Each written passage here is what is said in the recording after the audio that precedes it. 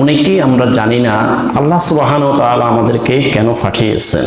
আল্লাহ রাব্বুল আলামিন আমাদেরকে পাঠিয়ে বলেছেন, ইন্নী জাইলুন ফিল আরদি খলিফা, যে আমি মানব জাতিকে এই পৃথিবীতে আমার খেলাফত প্রতিষ্ঠিত করার জন্য পাঠিয়েছি। সুবহানাল্লাহ।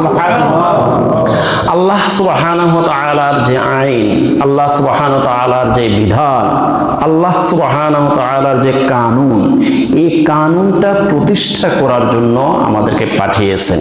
আমাদের আগে এই পৃথিবীতে জিন জাতিকে পাঠিয়েছিলেন। জিন জাতিরা কি করেছে? হানাহানি, মারামারি, কলহ, দ্বন্দ্ব, বিদ্বন্দ্ব এগুলো করে সমস্ত পৃথিবীর মধ্যে ফাসাদ সৃষ্টি করেছে। এই জন্য ফেরেশতারা আপত্তি করেছিল, ক্বালু আতাজআলু ফিহা মান ইউফসিদু ফিহা ওয়া ইয়াসফিকুদ দিমা ওয়া নাহনু নুসাব্বিহু বিহামদিকা ওয়া নুকাদ্দিসু লাক ক্বালা ইন্নী আ'লামু